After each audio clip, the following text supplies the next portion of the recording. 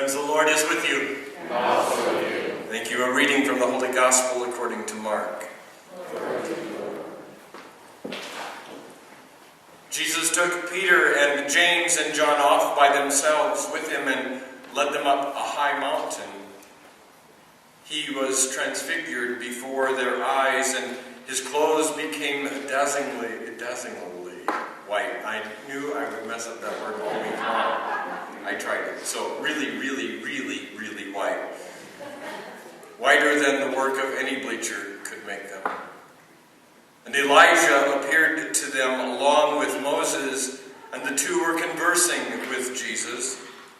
Then Peter spoke to Jesus, "Rabbi, how good it is for us to be here.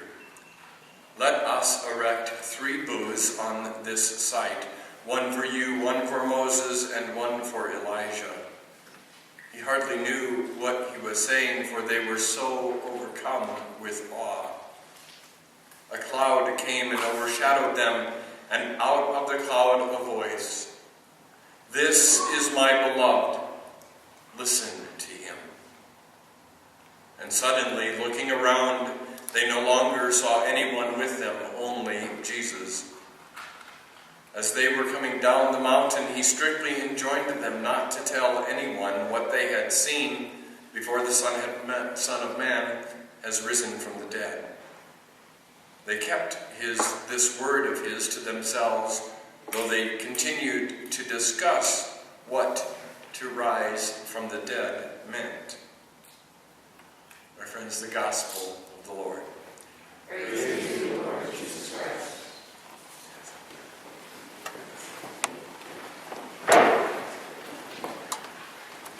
You know, I really did work all night on that word, dazzlingly. I knew I would mess it up. Sorry. Dazzlingly. Oh well. I got to come up with a different word.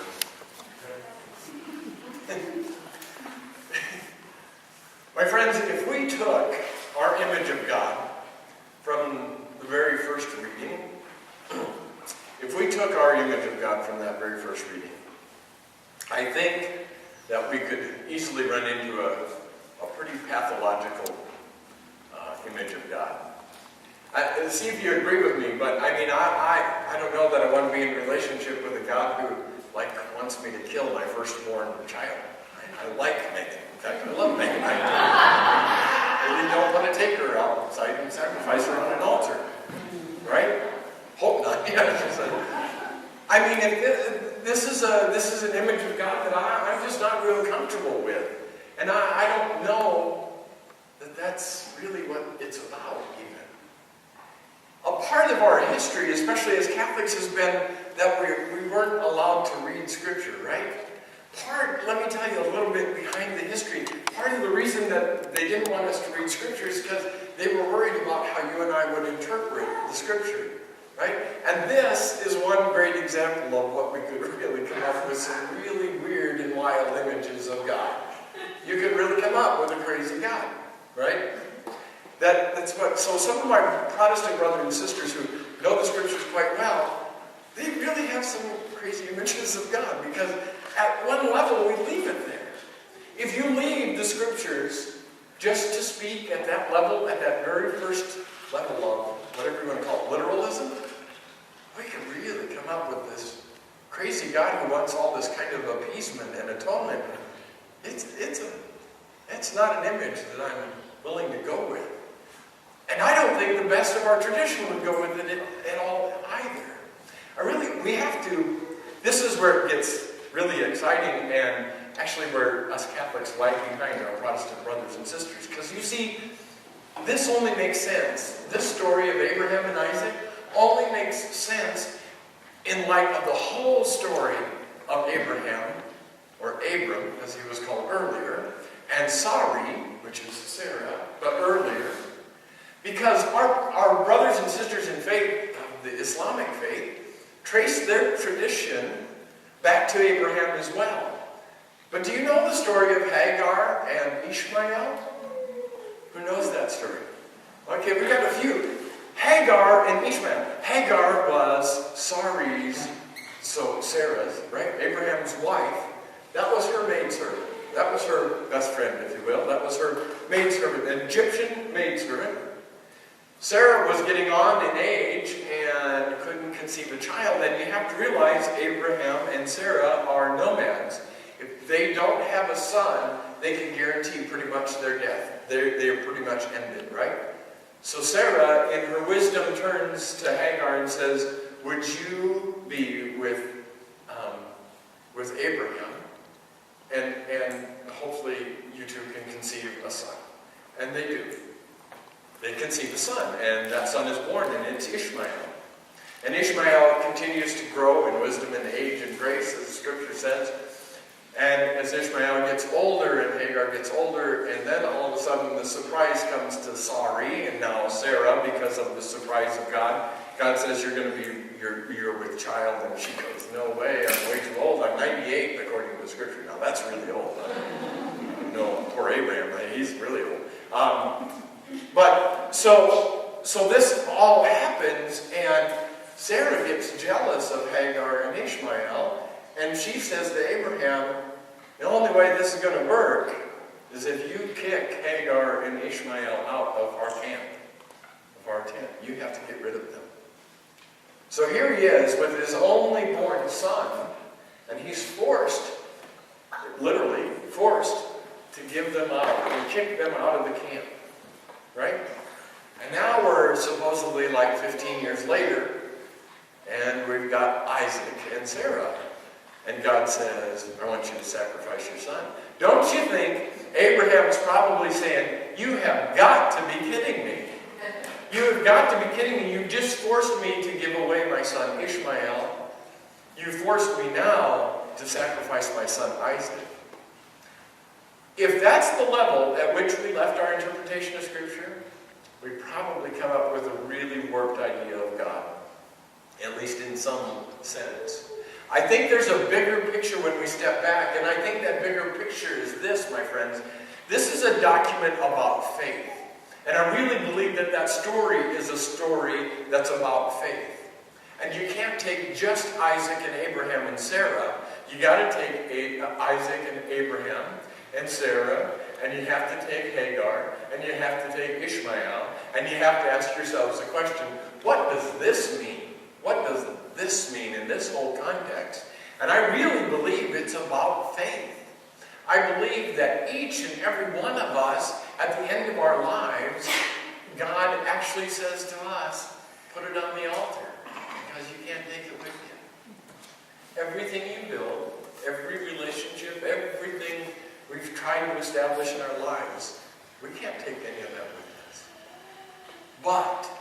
But, like Abraham, we can trust and, with faith, place that altar, place everything that we've got on that altar, and trust that God will take care of it. Just like God took care of Ishmael and Hagar, and just like God took care of Isaac and didn't have Abraham killed.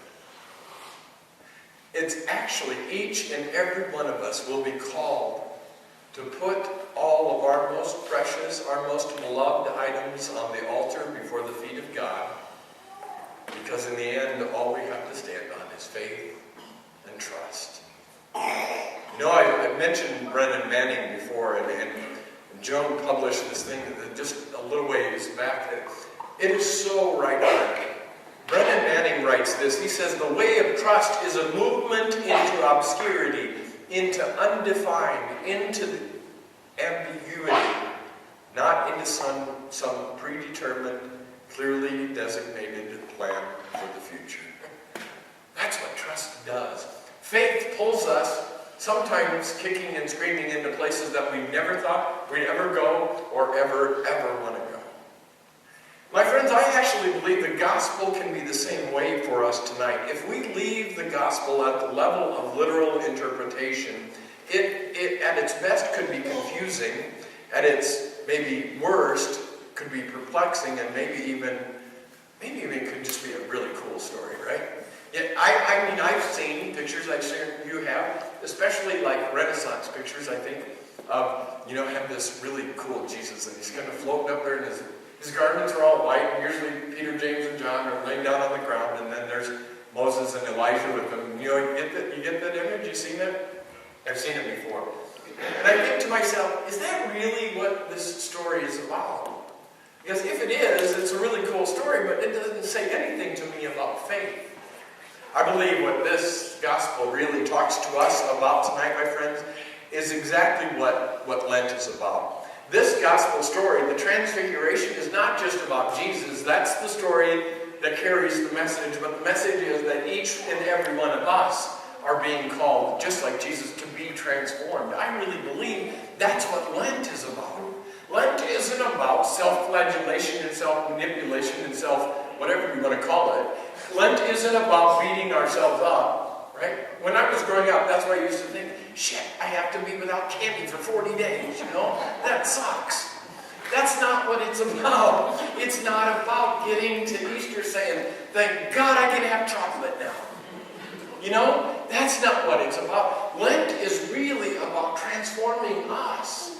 It's really about transfiguring us so that when we get to Easter, we're different than we are now. That's what these 40 days is about, or are about. That's what our hope for Lent is. So now I understand whatever practice it is that I adopt for Lent, I adopt that practice, and every time I run straight into that wall, I think about that transformation rather than thinking about, man, this really sucks that I don't have my chocolate. Right? Because then I'm thinking about what the future might be. What really is this Lent about? The hope of Lent is to strive to develop an ever-growing level of trust in God's infinite love and grace. That's really what the hope of Lent is about. I shared this with a friend last night. Lent, my friends, is about picking ourselves up off of the riverbank of life and throwing ourselves right into the river of God's grace. That's what Lent's about. Picking ourselves up off the riverbank of life and throwing ourselves right into the middle of God's grace. If you believe that we can earn God's grace, we're embarking on a dangerous path.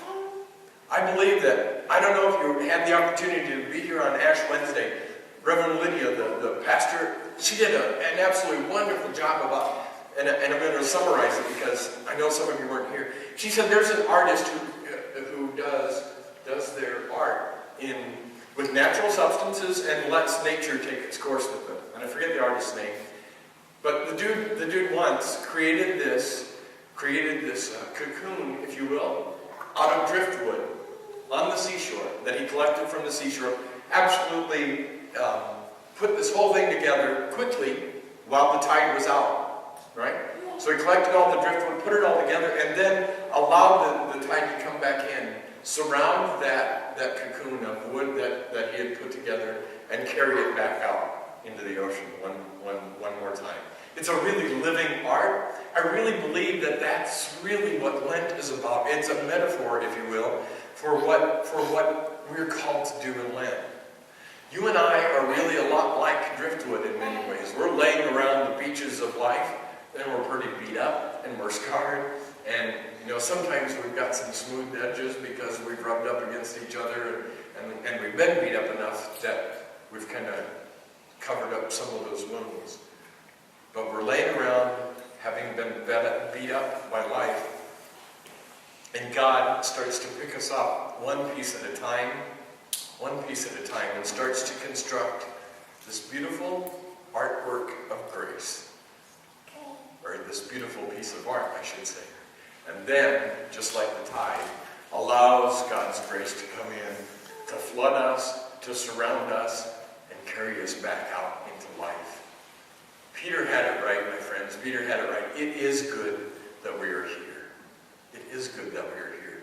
If for no other reason than to point out for ourselves and for one another that there's a God who's continually transforming us every day of our lives. Every day of our lives. Hopefully we can spend this week pointing out to ourselves and maybe to others the countless transfigurations that paint the landscape of our lives. So as you encounter whatever it is that you practice during this season of Lent, whatever it is, I hope you adopt something for this Lenten season, and that might be this, to point out to one another the fact that God continues to transfigure us to remember that the goal of this season is to pick ourselves and each other up off of the riverbanks of life and to throw one another back into the river of God's grace so that when we get to Easter,